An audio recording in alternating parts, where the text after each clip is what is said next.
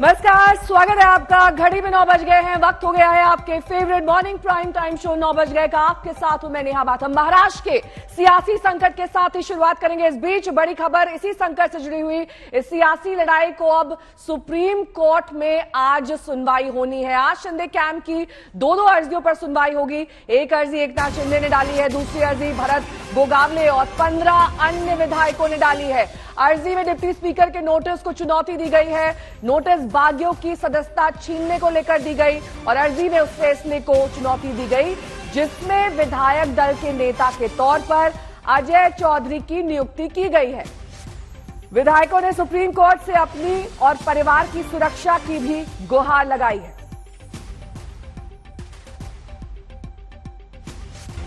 तो deputy speaker के notice के खिलाफ ये चुनौती, अजय चौधरी की नियुक्ति को लेकर भी चुनौती, 2 अर्जियां डाली गई हैं सुप्रीम कोर्ट में, जिसमें आज हरीश साल्वे और साथ ही अभिषेक मनु सिंघवी आमने सामने होंगे। अभिषेक मनु सिंघवी शिवसेना का पक्ष रखेंगे, हरीश साल्वे बागी विधायकों का पक्ष रखेंगे। दोनों ये दिग्गज वकील आमने सामने आज सुप्रीम कोर्ट में होंगे।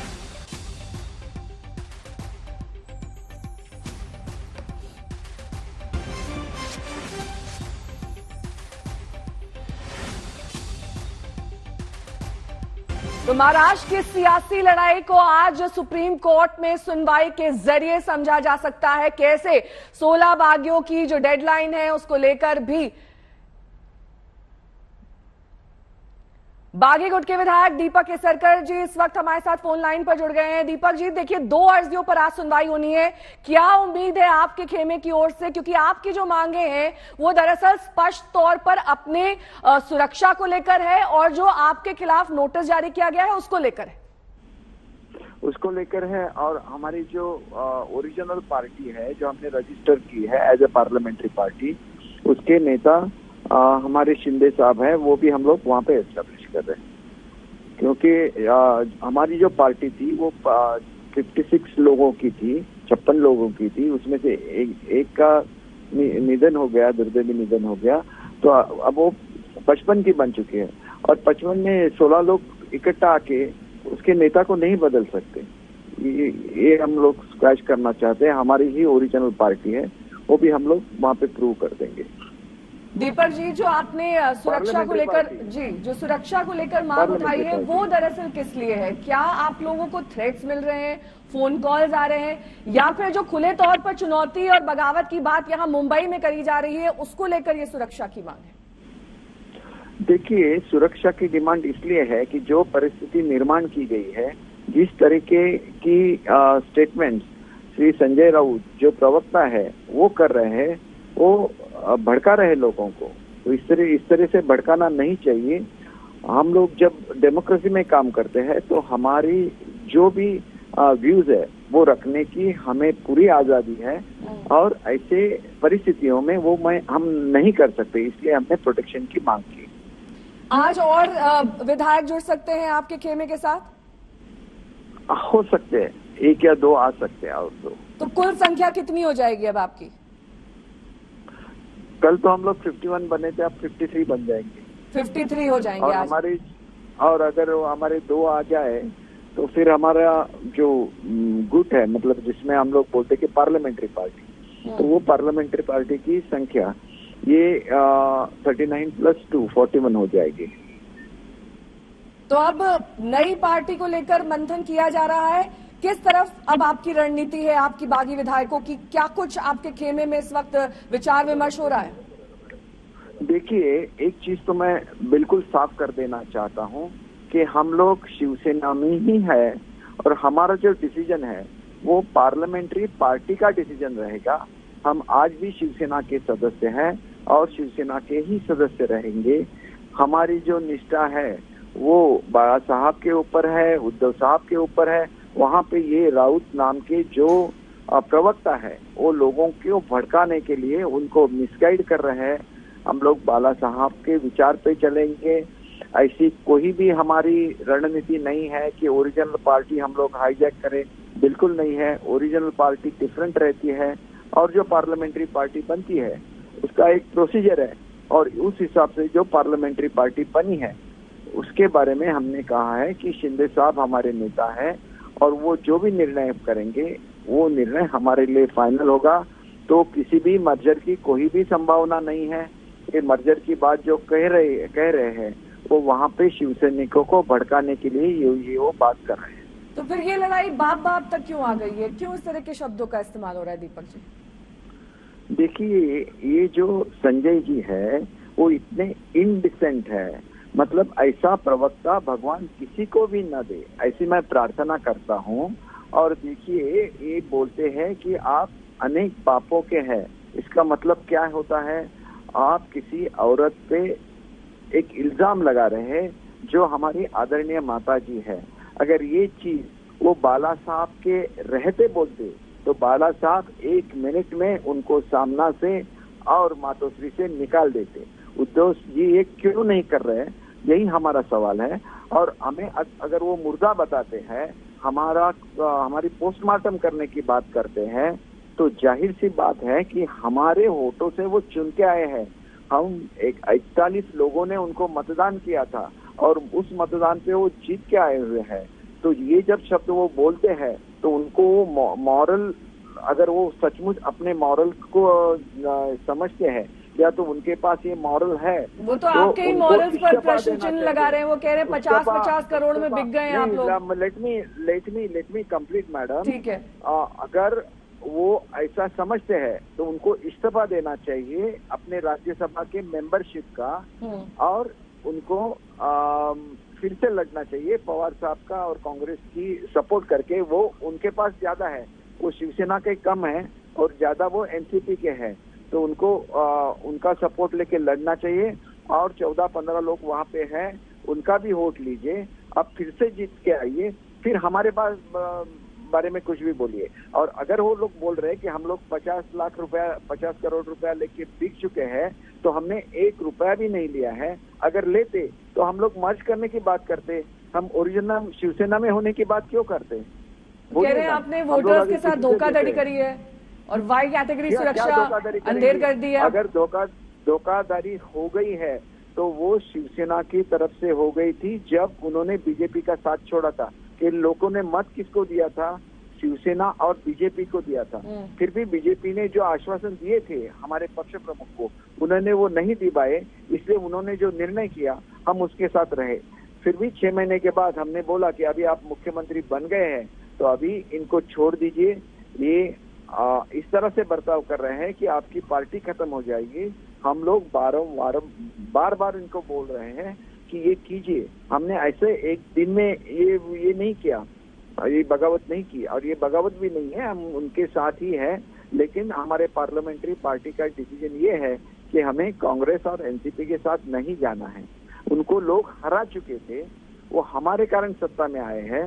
असली में लोगों ने सेना और बीजेपी अलायंस को वोटिंग किया था। तो आप किस तरह से बोल रहे हैं कि हमने लोगों के साथ ये किया? हमने लोगों के साथ बिल्कुल धोखा नहीं किया। जो मैंडेट हमको जनता ने दिया था, हम उस मैंडेट के साथ हैं। सर, आदित्य ठाकरे तो यहाँ तक कह रहे हैं कि एकनाथ शिंदे को सीएम पद ऑफर किया गया, वो फूट फूट कर रोने लगे, उसके बाद जल्दी इतना बड़ा सियासी संकट महाराष्ट्र पर खड़ा कर दिया उन्होंने। अरे मैडम, ये बात तो इसलिए गलत है कि वो कभी सीएम बनना ही नहीं चाहते थे। सीएम का पद ये बिल्कुल मुद्दा नहीं है। मुद्दा एक तो आइडियोलॉजी का है फर्स्ट, सेकंड मुद्दा है वो एनसीपी हमको खत्म करना चाहती है। हर कॉन्स्टिट्यूंसी में आते हैं और अगला एमएलए वो डिक्लेयर करते हैं, एमपी के कॉन्स्टिट्यूंसी में जाते हैं, वहां पे नया एमपी डिक्लेयर करते हैं। किसने उनको हक दिया? महाराष्ट्र की जनता उनको हरा चुकी थी। फिर जिस पार्टी के दम पे आप सत्ता में आ गए, उस पार्टी को ही खत्म करने की आप साजिश कर रहे हैं। और ये देखते हुए भी अगर कुछ भी कदम हमारे पक्ष प्रमुख नहीं लेते हैं तो ये हम उनको बार बार बोल रहे हैं कि आप अभी भी ये कदम लीजिए और आपके नेतृत्व में एक नई आघाड़ी बनाइए। आज भी हमारा उनको अपील है कि आपके नेतृत्व में ये कीजिए और ये करना आवश्यक है, ये जरूरी है। आखिरी सवाल, आज सुप्रीम कोर्ट से आपके हक में फैसला आएगा, आपको उम्मीद है? हमें पूरी उम्मीद है कि फैसला हमारे हक में आएगा, क्योंकि हमारी जो ये है, हम सच है तो सच हमेशा जीतता है और हम लोग जीतेंगे। ठीक है दीपक जी, बहुत बहुत शुक्रिया हमारे साथ जुड़ने के लिए। बागी शिवसेना के विधायक दीपक केसरकर जी हमारे साथ जुड़ रहे थे, बता रहे थे किस तरीके से ये पूरा का पूरा महाराष्ट्र का सियासी संकट अब सुप्रीम कोर्ट तक पहुंच चुका है, जहां पर आज 2 अर्जियों पर सुनवाई होनी है। हरीश साल्वे और अभिषेक मनु सिंघवी दरअसल आमने सामने होंगे और जिरह करेंगे दोनों बागी विधायकों का, और साथ ही शिवसेना का पक्ष सामने रखेंगे।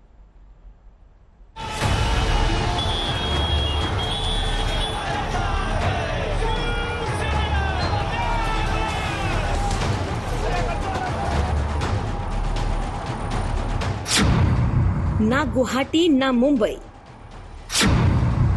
अब दिल्ली में होगा फैसला। सुप्रीम कोर्ट में पहुंची महाराष्ट्र की जंग। एकनाथ शिंदे की अर्जी पर सुप्रीम कोर्ट में सुनवाई। 2 शहरों या कहिए 2 सूबों में चल रही महाराष्ट्र की सियासी लड़ाई अब तीसरे शहर में आ गई है। मुंबई महाराष्ट्र की सियासत का हेडक्वार्टर है, तो गुवाहाटी के 5 सितारा होटल में शिवसेना के बागी एकनाथ शिंदे अपने 48 विधायकों के साथ मौजूद हैं। अब आज इस लड़ाई का फोकस दिल्ली शिफ्ट हो चुका है, जहां सुप्रीम कोर्ट में इस पूरे विवाद पर बड़ी सुनवाई होनी है। एकनाथ शिंदे और 15 विधायकों ने सुप्रीम कोर्ट में अर्जी दाखिल की है। याचिका में विधानसभा उपाध्यक्ष के शिवसेना के 16 बागी विधायकों को भेजे गए अयोग्यता नोटिस को चुनौती देने के अलावा कई मुद्दे उठाए गए हैं। आइए आपको सिलसिलेवार तरीके से बताते हैं। शिंदे खेमे की तरफ से 2 अर्जी दाखिल की गई। एक अर्जी एकनाथ शिंदे की तरफ से और दूसरी तरफ से भरत गोगावले और 15 विधायकों की तरफ से। अर्जी में मुख्य पार्टी है एकनाथ शिंदे, भरत गोगावले। डिप्टी स्पीकर, महाराष्ट्र विधानसभा के सचिव, महाराष्ट्र सरकार, अजय चौधरी, सुनील प्रभु, भारत सरकार और डीजी महाराष्ट्र। याचिका में विधायक दल के नेता पर अजय चौधरी की नियुक्ति को चुनौती दी गई है। शिंदे का कहना है कि इस तथ्य से पूरी तरह वाकिफ होने के बावजूद कि शिवसेना विधायक दल के 2/3 से अधिक सदस्य हमारा समर्थन करते हैं, फिर भी डिप्टी स्पीकर ने 21 जून को अजय चौधरी को पार्टी के विधायक दल का नया नेता नियुक्त कर दिया। याचिका में शिवसेना के बागी विधायकों की अयोग्यता कार्यवाही पर रोक लगाने की मांग की गई। याचिका में कहा गया है कि डिप्टी स्पीकर दल बदल कानून के तहत किसी भी सदस्य को अयोग्य घोषित नहीं कर सकते, जब तक कि डिप्टी स्पीकर को हटाए जाने को लेकर दिए गए प्रस्ताव पर फैसला नहीं हो जाता। याचिका में डिप्टी स्पीकर के खिलाफ अविश्वास प्रस्ताव खारिज करने को भी चुनौती दी गई है। याचिका में कहा गया है कि चीफ व्हिप को व्हिप जारी करने का अधिकार नहीं है। खुद डिप्टी स्पीकर के खिलाफ अविश्वास प्रस्ताव पेंडिंग है, ऐसे में वो कोई बड़ा फैसला नहीं कर सकते। इसके अलावा याचिका में बागी विधायकों के परिवारों की सुरक्षा के इंतजाम के साथ साथ विधायकों की सुरक्षा सुनिश्चित करने की मांग की गई है।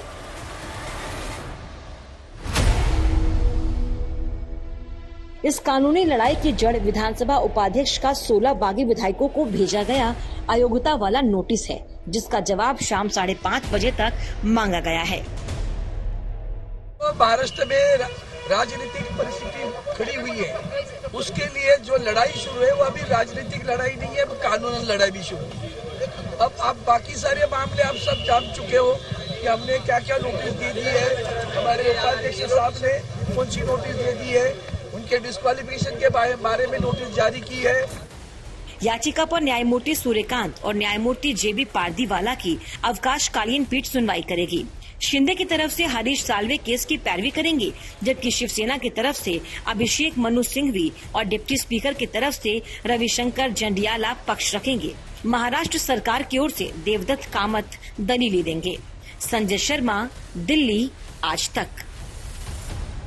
संजय शर्मा मेरे सहयोगी इस वक्त तमाम जानकारी के साथ सुप्रीम कोर्ट के बाहर से जुड़ रहे हैं। मेरे सहयोगी मौसमी सिंह इस वक्त मुंबई से जुड़ रही हैं, अशोक सिंघल इस वक्त गुवाहाटी में मौजूद है। सबसे पहले संजय आपका रुख करते हुए, कितने बजे सुनवाई शुरू होनी है आज? ये बेंच के सामने जो खंडपीठ है जस्टिस सूर्यकांत और जस्टिस जेबी पारदीवाला की, तो उसमें सबसे आखिरी मैटर ये दोनों लगे हुए हैं। चूंकि ये आखिरी समय में ये तय हुआ कि ये मैटर आज सुनवाई के लिए आएंगे, लिहाजा ऐसे में 11:30 के बाद ही हमें उम्मीद लग रही है कि उसके बाद ये मैटर रीच कर पाएंगे। जब से ये विवाद शुरू हुआ है तब से ही हमें ये लग रहा था कि पूरा यकीन था कि मामला जो सुलटारा असली होगा वो यहीं आकर होगा और इसके बाद फिर ये चुनाव आयोग में जाएंगे और चुनाव आयोग में पार्टी पर दावा करेंगे कि पार्टी असली शिवसेना हमारी है तो हमारी है। फिलहाल इस पर सुप्रीम कोर्ट में सुनवाई की सबकी नजर सुप्रीम कोर्ट पर लगी हुई है कि इसमें सुनवाई किस दिशा में आगे बढ़ती है। ठीक है, मौसमी भी मेरे साथ जुड़ी हुई है सीधे मुंबई से। मौसमी, डिप्टी स्पीकर के नोटिस पर शाम तक जवाब देना है, अगर ये जवाब नहीं पहुंचता है तो किस तरह की कार्रवाई के संकेत मिल रहे हैं वहां पर, क्या कुछ सुगबुगाहट है?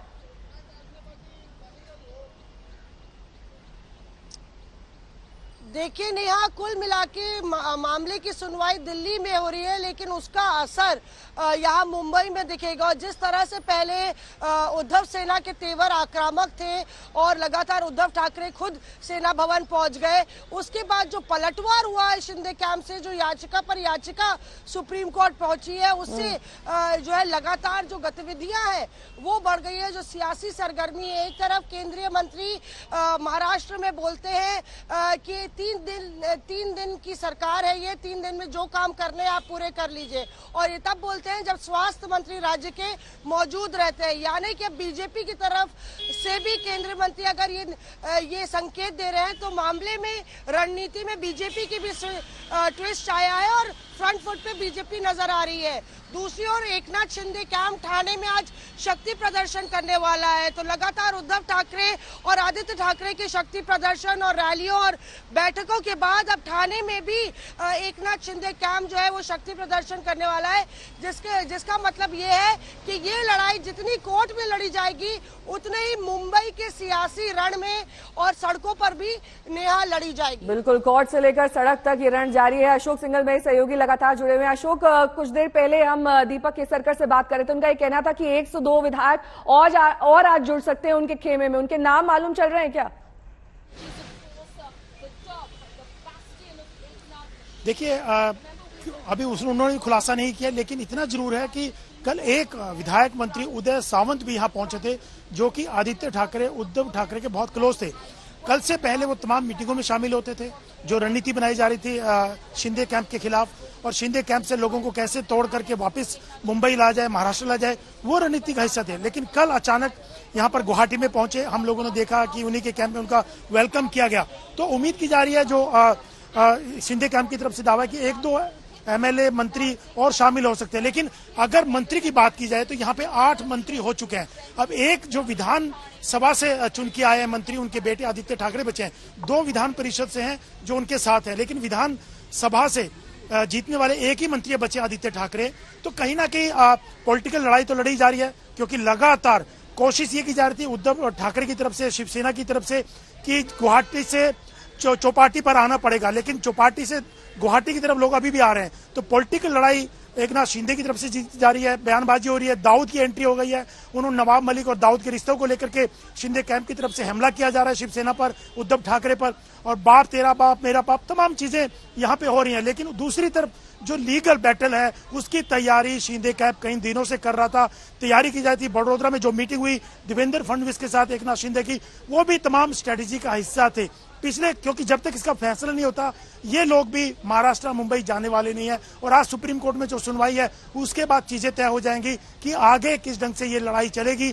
क्या ये शिंदे ग्रुप है महाराष्ट्र की तरफ रुख करेगा, क्योंकि लीगल बैटल के बाद, एक निर्णय होने के बाद ही महाराष्ट्र जाना पड़ेगा, मुंबई जाना पड़ेगा। यहाँ बैठ के तो लड़ाई नहीं लड़ सकते, लेकिन लीगल लड़ाई तय करेगी, फैसला तय करेगा सुप्रीम कोर्ट और कोर्टों में कि क्या होने वाला है। ठीक है, आप तीनों बने रहे हमारे साथ, लौटूंगी मैं आपके पास तमाम अपडेट्स आपसे लेंगे। लेकिन इस बीच बड़ी खबर आपको बता दें, बाप वाले बयान पर संजय राउत ने दरअसल सफाई दी है। राउत ने बागी विधायक गुलाब राव पाटिल के पुराने वीडियो को ट्वीट कर बाप वाले बयान पर सफाई दी है। उस वीडियो में गुलाब राव नारायण राणे पर बाप बदलने का आरोप लगा रहे हैं। इसी को लेकर अब संजय राउत सामने आए। उन्होंने कहा है कि उन्होंने बाप शब्द का इस्तेमाल किया, उसका बैकग्राउंडर वो दरअसल इस वीडियो के जरिए दे रहे हैं। बाप बदलने वाले बयान पर अब उनका ये ट्वीट, जिसमें ये वीडियो शामिल है, बागी एमएलए के वीडियो को ट्वीट कर उन्होंने बाप वाले बयान पर जवाब दिया है। बागी एमएलए गुलाब राव पाटिल का ये वीडियो ट्वीट किया है उन्होंने कहा है कि इस वीडियो में गुलाब राव नारायण राणे पर बाप बदलने का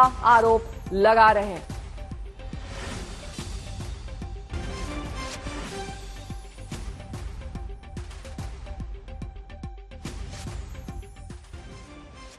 जो लोग बाहर गए हैं वो शिवसेना नाम का इस्तेमाल न करें और अपना बाप का नाम का इस्तेमाल करो और वोट मांगे।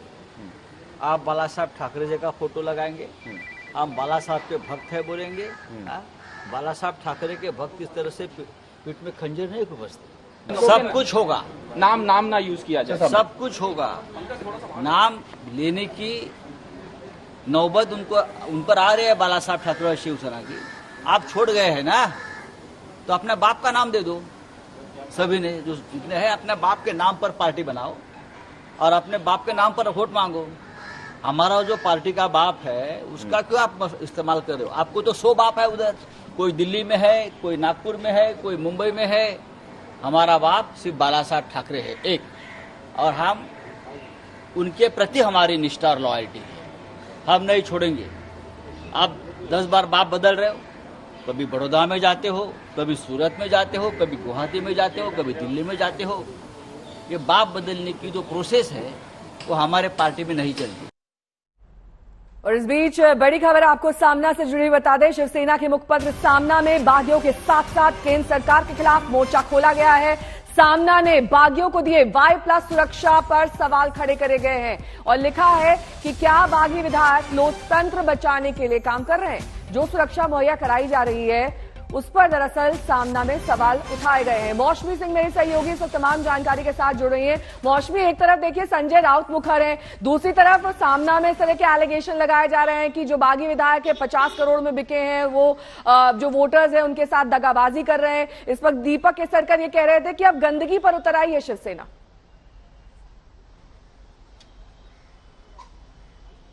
जी बिल्कुल, देखिए लगातार जिस तरह से पिछले 4-5 दिन से आप देखें सामना के जरिए कभी बीजेपी और कभी बागी विधायकों पर निशाना साधा जा रहा है। इससे पहले भी जो सामना है उसमें लिखा गया था कि किस तरह से बागी विधायक एक चिंतन शिविर के लिए गए हुए हैं और पहले वो ली मेरिडियन के चिंतन शिविर में उनको कुछ नहीं मिला सूरत में, इसलिए गुवाहाटी का रुख किया और अब क्या फल की प्राप्ति उनको हो रही है या नहीं हो रही है, इस तरह की बात कही गई। और कुल मिला के बीजेपी को पर ठीकरा फोड़ा गया। और इस बारी भी आप देखें कि लगातार एक जो मानसिक रूप से दबाव बनाने की कोशिश है, जो साइकोलॉजिकल वॉरफेयर है वो उसका जरिया रहा है। सामना लगातार जो है निशाना साधा जा रहा है कि ये बगावत है और शिवसेना गद्दारों को नहीं बख्शती। यही जो लाइनें हैं हर शिव सैनिक भी बोल रहा है कि गद्दारों को नहीं बख्शा जाएगा। तो कुल मिला के हमने भी संजय राउत से पूछा था कि क्या कानून व्यवस्था महाराष्ट्र में अस्त व्यस्त होने वाली है, और उसके बाद आप देखिए कि किस तरह से वायु श्रेणी की सुरक्षा बागियों को दी गई है, किस तरह से खुद गवर्नर साहब ने बोला है कि पैरामिलिट्री फोर्सेस तैयार की जानी चाहिए और केंद्र को उन्होंने अपील की है। तो एक तरीके से जो लीगल बैटल है वो तो खेला ही जा रहा है, पर पार्टी को लेकर भी लड़ाई है कि भले ही विधायक गुवाहाटी में हो पर पार्टी जो है उसकी कमान अभी भी उद्धव ठाकरे के हाथ में है। बिल्कुल उद्धव ठाकरे के हाथ में है, लेकिन उनके बेटे आदित्य ठाकरे भी काफी ज्यादा मुखर नजर आ रहे हैं। क्या कुछ वो कह रहे हैं, सुनिए। असल्या विकाऊ माणसांबरोबर जे स्टेजवर हिंदू का राजा बैठा है, हिम्मत हो तो आजा, आणि काय शेरोशायरी करायचे, शिवसेनेबद्दल करायचे। ओ खरी ताकद ही आमच्या शिवसैनिकांमध्ये, तुमच्यामध्ये कुठे आहे?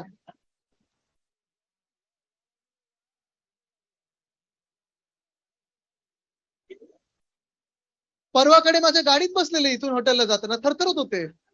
मला वाटलं मला घाबरून थरथर होते, नंतर कळलं कशाची भलत्याची वेळ झालेली म्हणून थरथरत होते. कारण हिंमत असती, जर हे वाद असते तर पडून गेलेच नसते. आज पण मी चॅलेंज दिलेलं आहे तुमच्या समोर आणि तुमच्या साक्षीने चॅलेंज देत आहे की चला एक तर ज्यांना परत यायचं आहे, कारण मला माहिती आहे 10-12 जे फुटीर आहेत ते आहेत, पण त्याच्यातून 15-16 असे आहेत जे अजूनही तिथे त्रासलेले आहेत, किडनॅप झाल्यासारखे आहेत. बरं ह्यांना काय वाटलेलं पहिलं हे जातील एकदम शानमध्ये थाटात जातील, जसं इथे वागायचे, आपण जशी वागणूक द्यायचो, सगळे जाऊन पाया पडतायत, सगळे जाऊन भेटतायत, सगळे जाऊन बोलतायत, तसं नाही झालं. अशोक सिंघल मेरे सहयोगी इस वक्त तमाम जानकारी के साथ जुड़ गए हैं। अशोक, देखिए यहाँ पर आदित्य ठाकरे साफ तौर पे ये कहते हुए और चैलेंज करते हुए कि अगर ये शेर होते बागी विधायक तो यहाँ से मुंबई से भागते नहीं, गुवाहाटी में जाकर नहीं बैठते। उसके बाद हमने सुना जिस तरीके से संजय राउत ने लगातार आरोप लगाया कि अपने बाप का इस्तेमाल करिए। ये बहुत ज्यादा जुबानी जंग जो तेज हो गई है और इस बीच बागी खेमे की ओर से भी कानूनी तौर पर जंग लड़ने की तैयारी की जा रही है। ये A versus B versus C, क्योंकि एनसीपी भी इसमें शामिल है, ये भी आरोप लगाए जा रहे हैं। ये कब तक ये मामला सुलझ जाएगा? क्योंकि लग नहीं रहा है सियासी संकट जिस तरीके से मुंबई से लेकर गुवाहाटी तक इसकी हलचल दिखाई दे रही है। क्या लग रहा है, क्या सुगबुगाहट है? देखिए, दो चीजें हैं इसके अंदर। दो, एक पॉलिटिकल फ्रंट पे लड़ाई लड़ी जा रही है, दूसरा कानूनी लड़ाई लड़ी जा रही है। पॉलिटिकल फ्रंट की लड़ाई है कि जुबानी जंग जिस ढंग से शुरू हो गई है। कुछ दिन पहले उद्धव ठाकरे ने इमोशनल कार्ड खेला, वर्षा से मातोश्री चले गए और कहा कि वो उनके लिए मुख्यमंत्री पद कोई अहमियत नहीं रखता। अगर एकनाथ शिंदे को या कोई शिव सैनिक मुख्यमंत्री बनना चाहता है उनको बहुत खुशी होगी, लेकिन आंखें बताएं तो सही बात तो करें। जब इमोशनल कार्ड भी काम नहीं आया तो उसके बाद सड़कों की लड़ाई शिवसेना ने शुरू कर दी। संजय राउत ने बात की तलवारें चलने की, आग लगने की, ये तमाम चीजें सामने आई और बाप तक पहुंची ये लड़ाई। उसके बाद फिर शिंदे कैंप की तरफ से भी हमला किया गया। उन्होंने कहा कि हम शिव सैनिकों की लड़ाई लड़ रहे हैं, शिवसेना को बचाने की लड़ाई लड़ रहे हैं। एनसीपी ने के जो महागाड़ी है उसके चंगुल से निकालने की लड़ाई लड़ रहे हैं। अपने आप को आज भी शिवसेना मानते हैं। बाला साहब की जो फिलोसफी है, जो हिंदुत्व है, हम उसकी लड़ाई लड़ रहे हैं। और कल तो नवाब मलिक और दाऊद के रिश्तों की बात है कि हम ऐसे लोगों के साथ कैसे रह सकते हैं, उनके साथ कैसे रिश्ता रख सकते हैं। तो तमाम जो चुनावी कैंपेन में हमको दिखता है आरोप प्रत्यारोप, ऐसी भाषाओं का, इस पूरे एपिसोड में तमाम चीजें दिखाई दी। लेकिन असली बात यह है कि लड़ाई कानूनी तौर से लड़ी जा रही है। पॉलिटिकल लड़ाई एक अपनी जगह। कानूनी लड़ाई में आज जो चैलेंज किया गया एकनाथ शिंदे ग्रुप, जो दोनों ग्रुप एकनाथ शिंदे और उनके गुट की तरफ से सुप्रीम कोर्ट में जो सुनवाई है, चाहे वो डिप्टी स्पीकर के नो कॉन्फिडेंस मोशन जो लेके आए थे उसको रिजेक्ट करने की बात हो, चाहे विधायक दल का नेता हटाने की बात हो, किसी और को बनाने की बात है, 16 विधायकों के डिस्क्वालिफिकेशन का मामला है, उसको चैलेंज किया गया कि हमारे पास 2/3 है, वो कैसे डिस्क्वालिफाई करने का नोटिस दे सकते हैं, बल्कि उनको करना चाहिए। और सुप्रीम कोर्ट में यह भी कहा गया कि जब तक नो कॉन्फिडेंस का फैसला नहीं हो जाता डिप्टी स्पीकर के खिलाफ, तब तक अशोक में लौटूंगी आपके पास। पारस दामा मेरे सहयोगी इस वक्त फडणवीस के घर के बाहर मौजूद है। पारस, देखिए, फडणवीस का यहाँ पर पूरे संकट में बहुत अहम रोल है। वो बार बार मीटिंग कर रहे हैं एकनाथ शिंदे के, भले ही खुले तौर पर ये मीडिया के सामने ना आ रहा हो, लेकिन खबरें तो हैं ही कि मीटिंग का दौर और फोन पर बातचीत का दौर लगातार है। वो संपर्क में है और जल्द से जल्द किस तरीके से दोनों साथ मिलकर सरकार बनाएंगे, जाहिर तौर पर इस पर मंथन किया जा रहा है। आज क्या कुछ वहां पर हलचल दिखाई दे रही? बिल्कुल, इसका घर सागर बंगलो ये केंद्र बिंदु बना हुआ है महाराष्ट्र पॉलिटिक्स का। लगातार यहाँ पे लोग आते हैं, लगातार मीटिंग्स चलती हैं, भाजपा के एमएलए यहाँ पे पहुंचते हैं, जो वरिष्ठ नेता हैं भाजपा के वो यहाँ पहुंचते हैं और लगातार यहाँ पर चीजों को लेकर मंथन होता है। लगातार 3 दिन से अलग अलग टॉपिक्स पे बातें होती हैं। जब 16 एमएलए को डिस्क्वालिफिकेशन के लिए अप्लाई किया गया था उस समय भी यहाँ पे मंथन हुआ था। सारे लोग यहाँ वरिष्ठ नेता पहुंचे थे, महाराष्ट्र के अलग अलग कोने से जो है वो एमएलए यहाँ पहुंचे थे। वहीं भारतीय जनता पार्टी जो है वो सीधे तौर पर जो है यहाँ पे नहीं बोल रही है, कोई बात करने के लिए तैयार नहीं है, मगर बहुत कुछ चल रहा है। देवेंद्र फडणवीस बहुत कुछ कर रहे हैं, लगातार मीटिंग कर रहे हैं। हमने देखा कि किस तरीके से बड़ौदा पहुंचे थे और बड़ौदा में उन्होंने बेहद अहम मीटिंग जो है वो एकनाथ शिंदे के साथ नजर बनाए रखिए। वहां पर भी हलचल तेज है। जाहिर तौर पर बीजेपी की ओर से भी कवायद की जा रही है कि जल्द से जल्द महाराष्ट्र के सियासी संकट में उनका एक अहम रोल हो इस संकट को सुलझाने के। 9 बजे के इस हिस्से में एक बार फिर आप सभी का स्वागत है। शुरुआत करेंगे बड़ी खबर के साथ। शिवसेना में आए सियासी तूफान के बीच महाराष्ट्र में बीजेपी भी एक्शन में है। केंद्रीय मंत्री राव साहेब दानवे ने इसके संकेत दिए हैं। औरंगाबाद में कार्यक्रम में दानवे ने महाराष्ट्र के स्वास्थ्य मंत्री की मौजूदगी में यह कहा कि हम सिर्फ 2 से 3 दिन विपक्ष में हैं, जो काम निपटाना है निपटा लें। तो बातों बातों में ये इशारा कि अगले 2 से 3 दिन में महाराष्ट्र का ये सियासी संकट खत्म हो जाएगा। वो विपक्ष में सिर्फ 2 से 3 दिन तक बैठे हुए हैं, उसके बाद दरअसल वो सत्ता में आ जाएंगे। इस तरह के भी संकेत और इशारे। उन्होंने कहा कि जो काम निपटाना है वो निपटा लीजिए। तर याची इतकी चांगली संधी आपल्या जिल्ह्याला पुढच्या काळात कधी मिळणार नाही। मी केंद्रामध्ये मंत्री आहे, भैयासाहेब राज्यामध्ये मंत्री आहे। मला तर काय आता मंत्री होऊन 2.5 वर्ष झाले, 12-14 वर्ष तुम्हाला उरायले। तर 14 वर्षांमध्ये तुम्ही जे जे केलं आणि अजून काही करायचं राहिलं तेवढं लवकर करून घ्या वेळ निघून जायला आली. त्याच्यामुळं पुढच्या काळामध्ये जर तुम्हाला संधी पाहिजे असेल तर त्याचाही विचार आपल्याला करता येईल. पण जिल्ह्यामध्ये बऱ्याच गोष्टी अजून आपल्याला बाकी आहे. पण टोपे साहेब, अजून मी 2-3 दिवस विरोधी पक्षात आहे आणि माझी बाजू मी तुमच्या पुढे मांडली पाहिजे. आज आपण वर्तमान काळामध्ये बसले, माझी एक नाराजी आहे काही गोष्टीवर. कारण मी विरोधी पक्षात आहे राज्यात, मी माझी भूमिका मांडली पाहिजे. खरं तर भूमिका अशा लोकांपुढे मांडतो की जे तुमच्या अवतीभोवती फिरणार आहेत. महिला आहेत बिचारे दुसरे, त्यांना सांगून काय फायदा आहे. ते तर खुश आहेत आज की खैनी. मेरे 3 सहयोगी इस वक्त तमाम जानकारी के साथ जुड़े हुए हैं। अशोक सिंघल सीधे गुवाहाटी से हैं, मौसमी सिंह मुंबई से, पारस दामा फडणवीस के घर के बाहर से जुड़े हुए हैं। पारस, दानवे साहब तो पूरे आत्मविश्वास के साथ कह रहे हैं कि सिर्फ 2 से 3 दिन ही वो विपक्ष में है, जो काम निपटाना है निपटा लीजिए। क्या है इस आत्मविश्वास की वजह? से पूरा महाराष्ट्र पॉलिटिक्स घूम रहा है। किसी के इर्द गिर्द तो 2 लोग हैं, एक देवेंद्र फडणवीस हैं और एक है एकनाथ शिंदे। हम लगातार देख रहे हैं किस तरीके से मीटिंग्स हो रही हैं, किस तरीके से चीजें जो हैं वो चल रही हैं। देवेंद्र फडणवीस अपने घर पे लगातार मीटिंग्स करते हैं। देवेंद्र फडणवीस पहुंचते हैं बड़ौदा पहुंच के वो जो एकनाथ शिंदे के साथ मीटिंग करते हैं। यहाँ पर लगातार सागर बंगलों पे मीटिंग्स उनके एमएलएस की चलती है, वरिष्ठ नेताओं की चलती है। ऐसे में ये स्टेटमेंट आना राव साहब दानवे की तरफ से कि हम सिर्फ 2-3 दिन हैं और उसके बाद जो है हम वापस कम बैक करेंगे, तो ये बहुत बड़ी बात है। क्योंकि इतना कॉन्फिडेंस तभी आ सकता है जब चीजें जो हैं अब सही तरीके से टेबल पे पड़ने लगी हो, टेबल पे आ चुकी हो। तो अब हम ये कह सकते हैं, जब एकनाथ राव साहब दानवे ये कह रहे हैं, तो अब बहुत जल्दी हम बदलाव जो है वो देख सकते हैं। लगातार मीटिंग्स हो रही हैं। देवेंद्र फडणवीस वो व्यक्ति हैं जिन्होंने 2019 में भी हमने देखा कि गेम बदलने की कोशिश की थी, बट उस समय बहुत सारी चीजें जो है वो कॉम्प्लिकेट हो गई थी उनके लिए और उनको जो है सरकार से हटना पड़ा था उस समय। बट अभी जो सिचुएशन अभी है महाराष्ट्र में, उसको देखते हुए देवेंद्र फडणवीस सबसे महत्वपूर्ण किरदार जो है वो निभा रहे हैं और क्या किस तरीके से चीजें आगे बढ़ेंगी वो देखना बहुत बेहद जरूरी होगा। एक तरफ एकनाथ शिंदे हैं जो लगातार कह रहे हैं कि उनके पास नंबर्स हैं और हम लगातार देख रहे हैं कि उनकी तरफ जो विधायक हैं वो बढ़ते जा रहे हैं। बागी और जो है गुवाहाटी कैंप ज्वाइन कर रहे हैं, लगातार जो है जा रहे हैं। उदय सामंत जो शिवसेना के बेहद करीबी माने जाते हैं, उद्धव ठाकरे आदित्य ठाकरे के बेहद करीबी माने जाते हैं, उन्होंने गुवाहाटी जाके रेबल कैंप को ज्वाइन किया है, बागी कैंप को ज्वाइन किया है। तो बहुत बड़ा लौटूंगी आपके पास। डिप्टी स्पीकर के वकील क्या कुछ कह रहे हैं, एक बार सुन लेते हैं। The political party and legislature party are 2 different aspects. According to them, no, it is not so, because both political for one cap for political party, another cap for legislature party will not be worn by any legislator. Both are one and the same. It is only political party. Political party will only decide. Political party will only issue whip. Political party will only appoint the whip. That's all. Schedule 4th paragraph is a merger, and the 3rd paragraph was split, and they are claiming split. Split is not there already. Split is removed from the constitution. Merger is cannot be done. If they do merger automatically, they will be disqualified.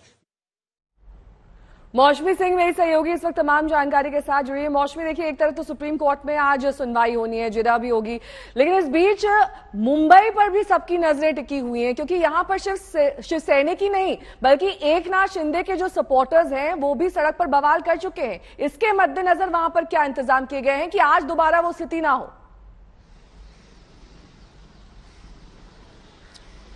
देखिए, आपने सुना नहीं है अभी deputy speaker के वकील साहब क्या कह रहे थे, और वो वही बात कह रहे थे जो आपको जमीन में जिसकी राजनीति नजर आ रही है। यानी कि पॉलिटिकल पार्टी और विधायक अलग अलग नहीं है, ये एक पॉलिटिकल पार्टी का हिस्सा है। और अगर एंटी डिफेक्शन लॉ की बात हम कर रहे हैं तो एंटी डिफेक्शन लॉ तभी नहीं लागू होगा जब ये दोनों क्राइटेरिया पूरी होती है। यानी कि वो ये दिखा सकते हैं कि वो असल शिवसेना है या फिर किसी ग्रुप में मर्ज होते हैं।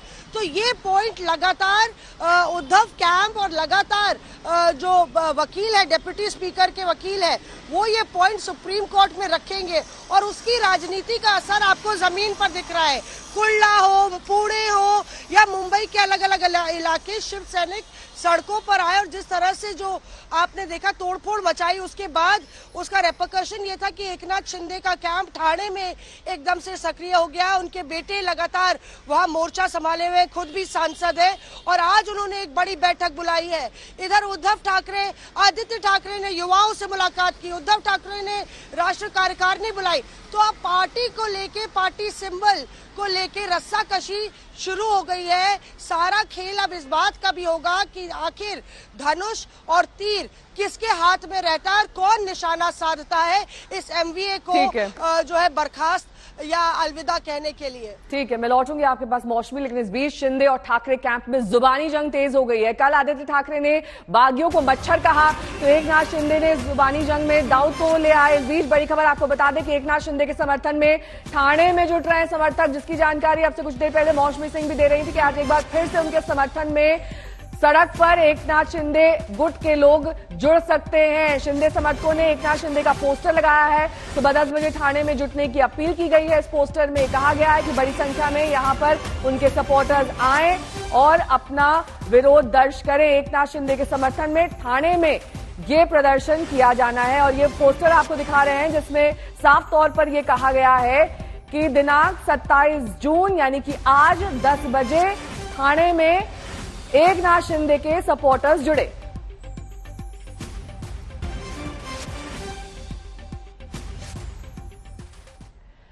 तो जुबानी तीर भी लगातार चल रहे हैं शिंदे कैंप की ओर से, उद्धव कैंप की ओर से। क्या कुछ है इस जुबानी जंग में, आपको दिखा देते हैं।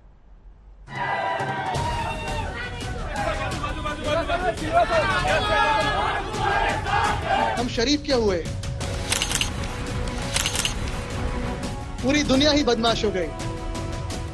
आदित्य ठाकरे का ये अंदाज बता रहा है कि शिंदे गुट की बगावत को चुपचाप देखते रहने के मूड में नहीं है शिवसेना।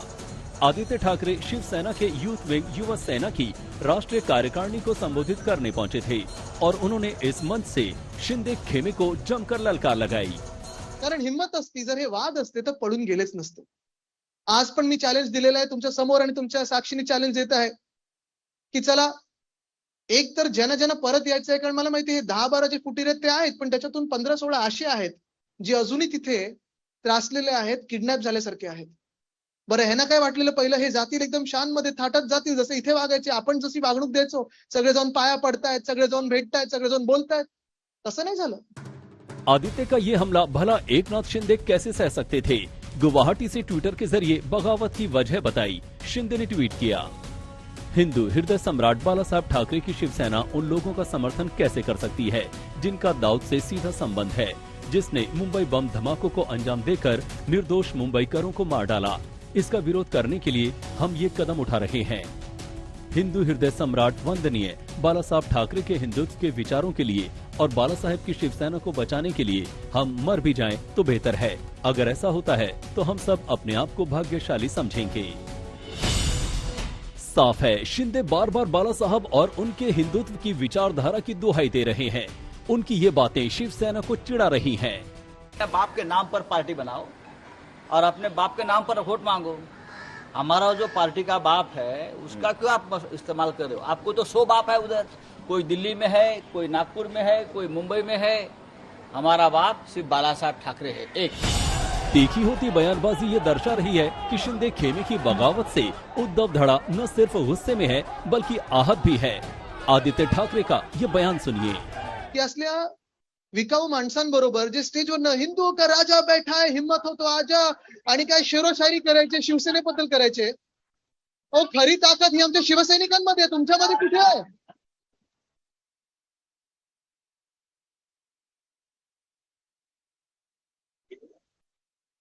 परवाकडे माझ्या गाडीत बसलेले इथून हॉटेलला जाताना थरथरत होते। मला वाटलं मला घाबरून थरथर होते, नंतर कळलं कशाची भलत्याची वेळ झालेली म्हणून थरथरत होते। आदित्य ठाकरे की शिकायत है कि पिता की बीमारी का बागियों ने फायदा उठाया, लेकिन आदित्य के पास उदय सावंत की बगावत का क्या जवाब है? उदय सावंत आदित्य के करीबी माने जाते थे और 2 दिन पहले तक वो ठाकरे खेमे में नजर आ रहे थे, लेकिन कल अचानक गुवाहाटी पहुंच गए। सावंत के जाने से अब शिंदे खेमे में शिवसेना के बागियों की संख्या 39 हो गई है।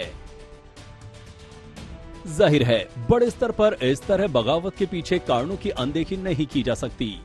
शिंदे कैंप से भरत गोगावले ने एक वीडियो जारी कर वो कारण भी बताए और सवाल भी उठाए हैं कि क्या मुख्यमंत्री उद्धव ठाकरे ने कभी पिछले 2.5 साल में 2019 के विधानसभा चुनाव हारने वाली शिवसेना विधायकों की एक साधारण बैठक भी बुलाई।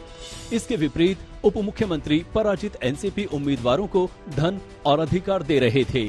एनसीपी पूरे शिवसेना को मिटाकर राज्य में आगे बढ़ रही थी। इन सभी कठिन परिस्थितियों में एकनाथ शिंदे ने हम सभी शिवसेना विधायकों का समर्थन किया। एकनाथ शिंदे ने हम सभी विधायकों के अनुरोध पर ही शिव सैनिकों और शिव सैनिकों के फायदे के लिए ये भूमिका निभाई है।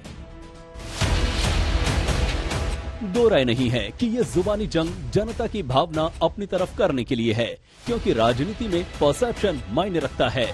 मुंबई से पंकज उपाध्याय और गुवाहाटी से श्वेता सिंह के साथ आज तक ब्यूरो।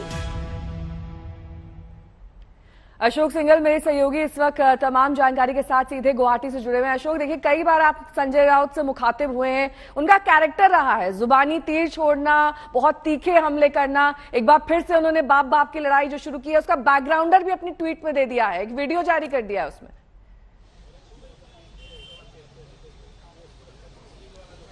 बिल्कुल, देखिए संजय राउत का ये कहना है कि ये लोग चुन के आए थे शिवसेना के नाम पर, बाला साहब ठाकरे के नाम पर, और आज तेवर दिखा रहे हैं, आंख दिखा रहे हैं। अगर इनमें हिम्मत है तो वो इस्तीफा दे करके फिर अपने हिसाब से चुनाव लड़ें, शिवसेना का बैनर इस्तेमाल ना करें, बाला साहब का नाम इस्तेमाल ना करें, अपने बाप के नाम से चुनाव लड़ें। और लेकिन इसका काउंटर इधर से भी हो रहा है, शिंदे ग्रुप से भी हो रहा है। आज सुबह ही इनके गुट के विधायकों ने आरोप लगाया कि संजय राउत हमारे जो विधायक हैं उनके वोट से ही तो राज्यसभा में गए, इस्तीफा देके फिर आए वो एनसीपी और कांग्रेस के विधायकों के चुन करके। तो ये काउंटर जो है, संजय राउत तो अग्रेसिव हैं। देखिए उद्धव ठाकरे ने जब इमोशनल कार्ड खेला, वर्षा से चले गए मातोश्री में, उसके बाद लग रहा था चीजें इमोशनल तरीके से हैंडल की जाएंगी और जोड़ने की कोशिश की जाएंगी, लेकिन जब वो कार्ड भी इस्तेमाल नहीं हुआ तब संजय राउत मैदान में आए। उद्धव ठाकरे, आदित्य ठाकरे पुराने अंदाज में शिव सैनिक जो सड़कों की लड़ाई लड़ते थे वही पुरानी शिवसेना दिखाई दी। और संजय राउत ने आग में घी का काम किया और साफ तौर से कहा कि हम लोग छोड़ने वाले नहीं है। डेड बॉडीज की बात करने लगे कि जिंदा लाशें यहाँ पे आएंगी। ये तमाम चीजें संजय राउत की तरफ से निकली। उसके बाद शिव सैनिक सड़कों पर उतर आए, उनके दफ्तरों में तोड़फोड़ हुई, गवर्नर को, डीजीपी को चिट्ठी लिखनी पड़ी कि सुरक्षा को लेकर के सड़क से सुप्रीम कोर्ट तक की लड़ाई है। ये अशोक सिंघल मेरे सहयोगी बने हुए हैं।